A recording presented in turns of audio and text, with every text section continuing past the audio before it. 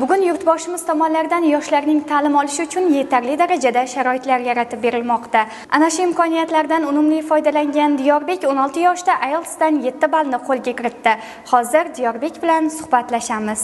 Hello, my full name is Diyorbek Abdusamiyev. I am 16 years old. I study in the Kasansay Specialized Agency School in the grade of 11th. On April of 2024, I got overall 7 from IELTS, and in the December of 2024, I got overall 1380 from SAT.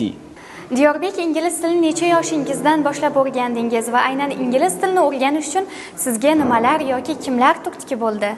Bolaligimdan menda turizm sohasiga qiziqish bor. Shuning uchun chet elga chiqqanda yoki butun dunyo kezishda ham baribir u yerda odamlar bilan gaplashib, madaniyat almashish kerak. Shuning uchun o'yladim, eng asosiy omil bu yerda til bo'ladi. Va birinchi bo'lib o'yladimki, bu dunyoda eng mashhur til tabiiyki ingliz tili. Shuning uchun avvalambor o'z e'tiborimni ingliz tiliga qaratishni boshladim va shu 10 yoshlarimda ingliz tili kurslarini o'rganishni boshladim. Diyorbek, ingliz tilini qancha vaqt mobaynida o'rgandingiz? Ingliz tilini asosiy grammatikasini o'rganishga taxminan 1 yil yoki 1,5 yil vaqtim ketdi va undan tashqari shu asosan IELTS qismi, misol uchun listening, reading, writing va speaking qismlariga tayyorlanishim uchun 6 oy va 6 oydan ko'proqcha vaqt ketdi. SAT imtihonidan ham 1380 ball olganingiz haqida ma'lumot oldik. SAT topshirish uchun nega ehtiyoj sezdingiz? IELTS imtihoni bizni til bilish darajamizni belgilaydi, qanchalik tilni yaxshi bilishimizni. SAT esa bizning akademik holatimizni, ya'ni universitetlarga qanchalik tayyor ekanligimizni bildiradi. Shuning uchun albatta birinchi o'zimni bilimimni oshirish uchun birinchidan va ikkinchidan shu chet el universitetlari va asosan top 100 dagi universitetlar SAT talab qiladi. Shuning uchun men SAT sertifikatini olishga qaror qildim.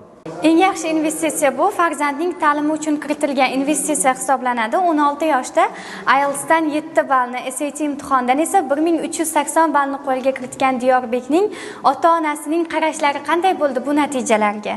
Albatta, ota-onamning, do'stlarimning va ustozlarimning bunga nisbatan munosabatlari yaxshi bo'ldi, ya'ni ijobiy tarzda bo'ldi. Nimaga deganda sabablari ko'p. Birinchidan, bu sertifikatlar meni maqsadlarim tomon yanada yaqinlashtirdi va ikkinchidan albatta moliyaviy tomonlama. Ikkita sertifikat ham shu baland ball olganligim tufayli to'lagan mablag'imni qaytarib berishdi. Til o'rganayotgan yoshlarga qanday maslahatlar berardingiz? Aynan o'zingiz IELTS imtihoniga tayyorlanishda dars qilish uchun qancha vaqt sarfladingiz va asosan e'tiboringizni qaysi qismlarga qaratdingiz? Albatta, yuksak cho'qqilarga erishish uchun ko'plab mehnat ham kerak bo'ladi bu yo'lda.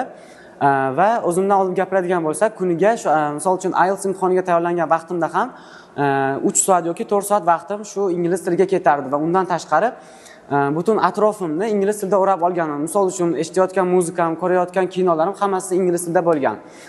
Va bugungi ingliz tili, nafaqat ingliz tili, balki boshqa tillarni o'rganayotgan yoshlarga maslahat bergan bo'lardim.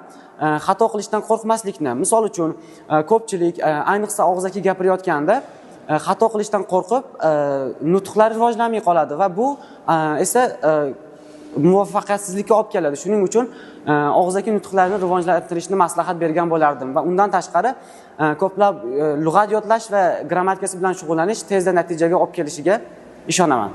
Diyorbek, sizni ushbu muvaffaqiyatlar bilan chin qalbimizdan muborakbod etamiz va albatta kelgusi faoliyatingizda sizga omad va zafarlar tilab qolamiz. Mamlakatimiz rahbari tomonidan yoshlarga yaratib berilayotgan imkoniyatlardan yoshlarimiz to'laqonli foydalanib, bundanda yuksak natijalarni qayd etishlariga ishonamiz.